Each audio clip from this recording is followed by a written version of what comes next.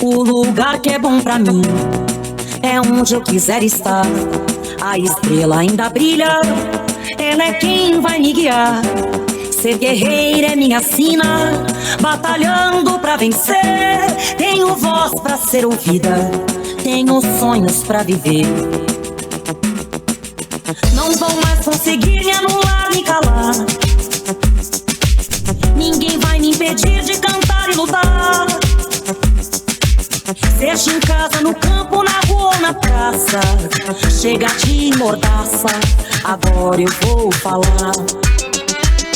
Porque eu sou mulher pra fazer acontecer. Eu sou uma delas, são elas por elas, ocupando os espaços de poder. Porque eu sou mulher pra fazer acontecer. Eu sou uma delas, são elas por elas, ocupando os espaços de poder.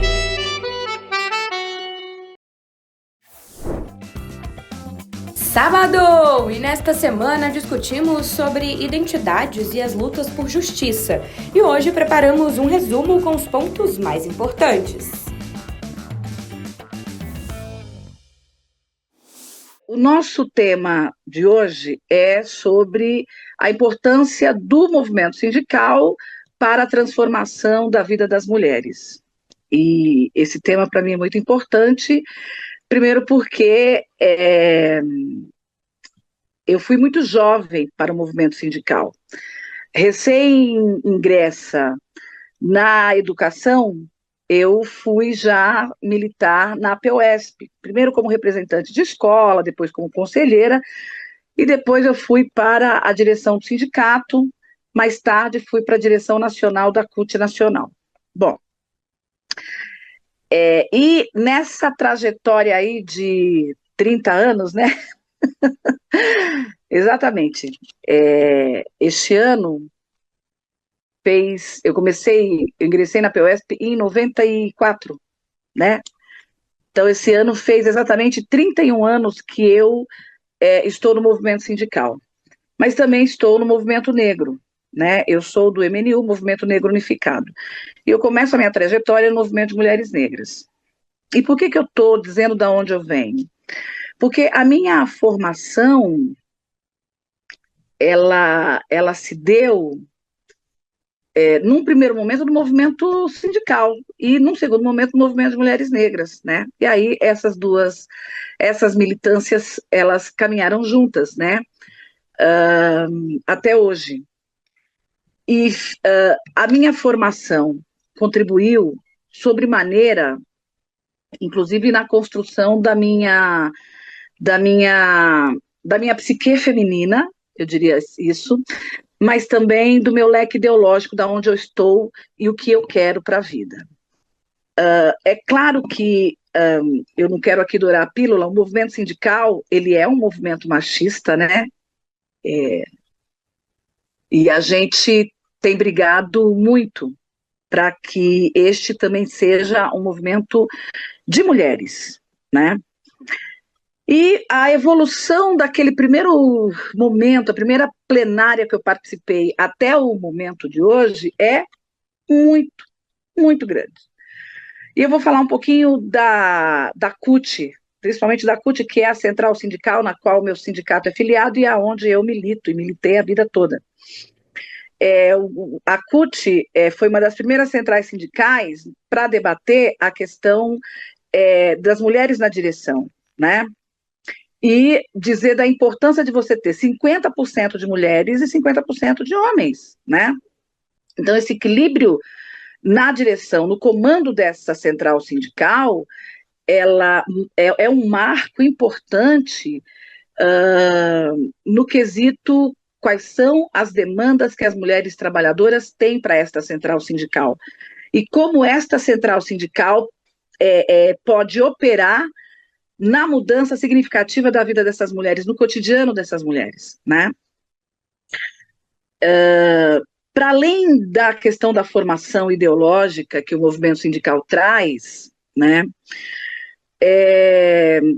a compreensão de que o movimento de trabalhadores não é homogêneo, ele é heterogêneo, porque é composto e hoje a gente pode falar não só na questão de orientação de gênero, como também de orientação sexual, como também de identidade de gênero, né? Então, o avanço dessa pauta dentro do movimento sindical é significativo para denunciar abusos, para requerer direitos e para construir marcos de avanços conceitual e de mudança cultural na sociedade. A gente pode dizer que o movimento sindical é um antes e um depois de incorporar a pauta feminista, né?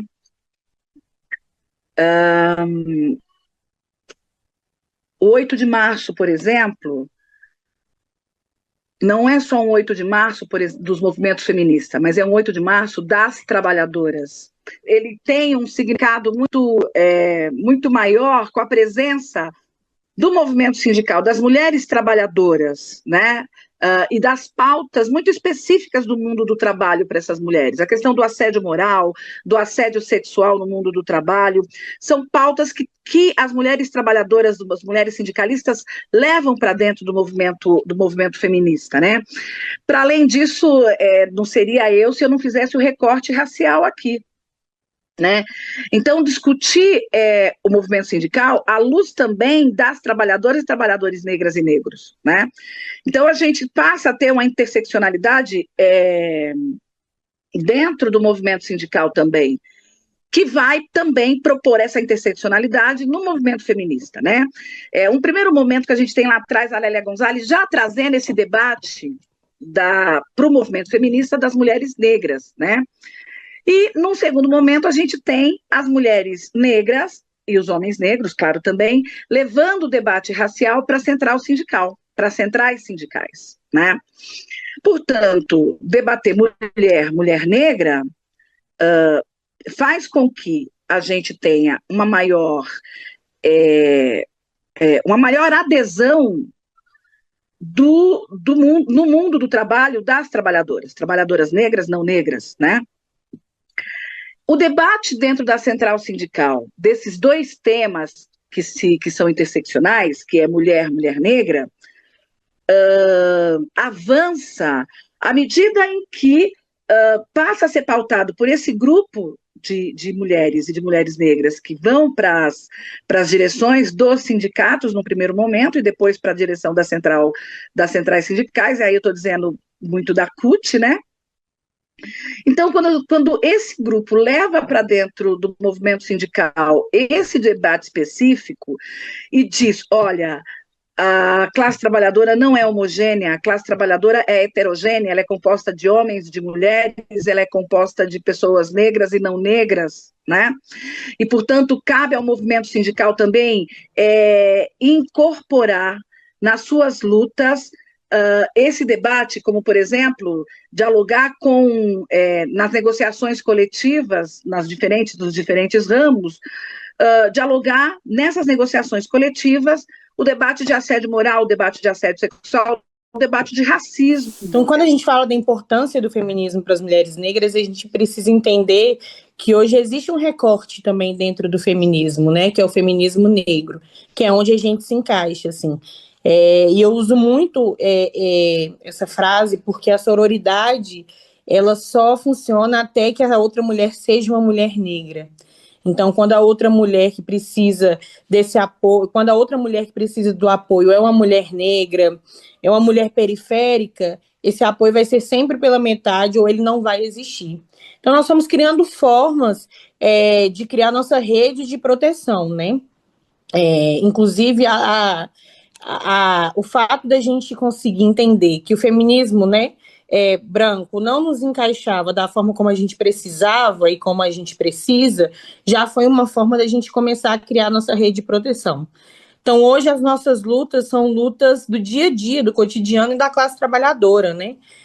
Para além da luta pelo fim da escala 6 por 1, para além da luta pelo fim, por transporte público de qualidade, porque a gente sabe que somos nós, as mulheres negras, que somos mais assediadas dentro desses locais. Quando a gente vai fazer um recorte étnico-racial nos tipos de violência que as mulheres sofrem, nós, mulheres negras, somos sempre o maior número, né? Nós somos o maior número a ser assassinado, o maior número a ser estuprado, o maior número a ser violentado, o maior número a ser agredido. E quando a gente vai olhar o contexto familiar dessas mulheres, há sempre um histórico de violência. A deputada federal Dandara usou comigo um termo que a nossa geração também tem uma responsabilidade, que é quebrar os ciclos, né? Quebrar os ciclos de violência, quebrar os ciclos de dependência financeira, quebrar os ciclos de dependência emocional. E isso só vai vir a partir da nossa emancipação política e da nossa emancipação financeira também, né? Hoje, uma mulher negra na pirâmide do salário recebe menos do que a mulher branca, que recebe menos menos do que o homem negro, que recebe menos do que a mulher branca, que recebe menos do que o homem branco. Então, nós estamos ali no pilar da pirâmide, né, na base da pirâmide, e mesmo que a gente tenha a mesma formação acadêmica, a gente ainda continua recebendo menos do que essas mulheres brancas. Então, quando a gente vai falar de luta por feminismo, luta por sobrevivência das nossas mulheres, nós sempre vamos estar atrás. E isso, infelizmente, coloca a gente num lugar também ainda de dependência, né? Hoje, quando a gente vai olhar assim, o cenário, por exemplo, da Câmara de Belo Horizonte, um total de 42 pessoas, a gente tem 4 mulheres negras, mesmo sendo a maior parcela da população, assim. E isso é o reflexo, né, de como o racismo, como o machismo coloca a gente sempre num lugar de submissão e sempre num lugar de depender do outro, para a gente conseguir tanto esse processo emancipatório, tanto essa liberdade que a gente deseja e almeja.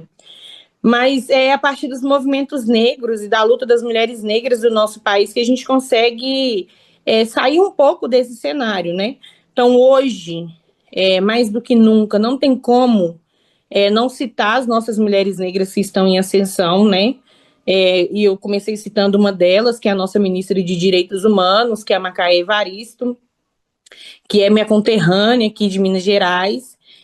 Também em 2022 nós elegemos a primeira mulher negra jovem deputada federal, que foi a Dandara, aqui no estado. Não tem como não falar, né, de Aniele, não tem como não falar de Benedita da Silva, não tem como não falar de Marielle, né, que traz com ela uma geração de mulheres negras revolucionárias, que entendem também que a política é esse espaço de colocar não só o nosso pensamento político à disposição do povo, mas a nossa vida, né, porque ela colocou a vida em prol de defender uma comunidade, em prol de defender uma população, e teve sua vida ceifada pela violência política. Então, até quando a gente ocupa esses espaços, nós estamos sujeitas a sofrer mais violências, né? A gente vem acompanhando aqui em BH, porque começou desde a Câmara aqui, os ataques violentos, né, que as nossas vereadoras estavam passando. E aí, quando algumas delas viram deputadas estaduais, deputadas federais, esses ataques continuam, né? E é sempre via e-mail, via telefonema, via WhatsApp. E essas pessoas têm muita liberdade para colocar o ódio para fora, sem pensar na vida do outro, né? E, assim, não sei se é a realidade de todo o estado, mas aqui no estado conseguiram identificar de onde vinham essas ameaças, né? Então é mais um pulo também que a gente dá para acabar com essa violência política. A gente não pode tirar a questão do machismo na sociedade, que ele é cultural e que a gente precisa romper com o machismo, que advém também da família patriarcal, de toda essa opressão que a família, e onde a família nos coloca como mulher. o poder do Estado, o poder da família, quanto às mulheres, né? Até pouco tempo nós não conseguimos votar. Então, e muitas das mulheres, principalmente as mulheres lésbicas, que tinham a tutela total da família, elas não faziam o que acontecia com elas, é que elas não ficavam em sua casa, elas não passavam por processo, às vezes era um casamento arranjado, mas o mais cruel é que elas eram internadas em manicômios como doentes. Então, é um ponto que a gente precisa colocar, que a história a vivência o assumir da lésbica no início dos anos 40, dos anos 50, e quando vivenciava, até os anos 80, existiam os manicômios para que as mulheres fossem para aquele lugar. E, pasmem, hoje a gente ainda vê pessoas querendo fazer esse tipo de cura. Então, é importante a gente começar a nossa aula dizendo que LGBT não é doença, que LGBTfobia é crime. Hoje, nós temos uma lei já que ampara a população LGBT+, e dentro delas, né, as mulheres LGBT, que é crime. Nós estamos, a primeira lei do Brasil que colocou as mulheres lésbicas como uma primeira lei do Brasil que colocou a população LGBT+, dentro de uma lei, foi a Lei da Maria da Penha. A Lei da Maria da Penha, ela tem explicitamente as mulheres lésbicas como proteção da lei.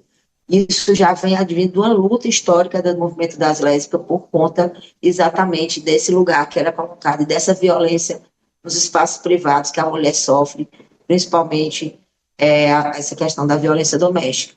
Porque as violências contra as lésbicas é uma violência que é um estupro corretivo, né, tem a violência física, tem a violência psicológica, e tem a morte também, por não aceitarem que aquele corpo ali é um corpo que ama uma outra mulher, que está contra a regra social, e eles não aceitam. Então, o que a gente coloca aqui, esse movimento tanto de resistência e de existência das mulheres lésbicas no país. O movimento lésbico, ele é um movimento que ele vem muito, se construiu muito, um movimento feminista. Ele tem uma relação intrínseca com a luta das mulheres, com as mulheres em geral, que são as pautas importantes, que vem desde a questão do direito ao aborto. Muitas mulheres lésbicas foram passadas por estupro corretivo. Últimos dados que a gente tem do nosso relatório da saúde, que fala sobre a quantidade de pessoas que foram estupradas, violências sexuais, mulheres que sofreram violências sexuais, que é o SINAM, que é o sistema, né, de notificação, ele coloca que mais de quase 2.000 mulheres, mais de 1.800 mulheres foram estupradas, mulheres lésbicas. Isso é muito alarmante, porque também uma subnotificação que existe. Então, se esses dados, né, que tem mais de 1.500 mulheres que sofreram violência sexual e que são lésbicas, aí você imagina as que não disseram que eram lésbicas, ou que o sistema não conseguiu, ou que não fizeram a pergunta. Então, a gente tem um número que é alarmante. E é importante a gente dizer que não é obrigatório, né? A pessoa sofre uma violência, vai bater no hospital, passa por um estupro, não é obrigatório preencher a orientação sexual e identidade de gênero dessa pessoa. Ou seja, quando não é obrigatório, muitas vezes esse tipo de pergunta não é feita, a não ser que a pessoa se autodeclare, né? Vá lá e diga, olha, eu sou lésbica, eu sou uma pessoa trans, eu quero que seja reconhecida como pessoa. Se não entra na estatística. Fique com TV Elas por Elas Formação. Semana que vem tem mais.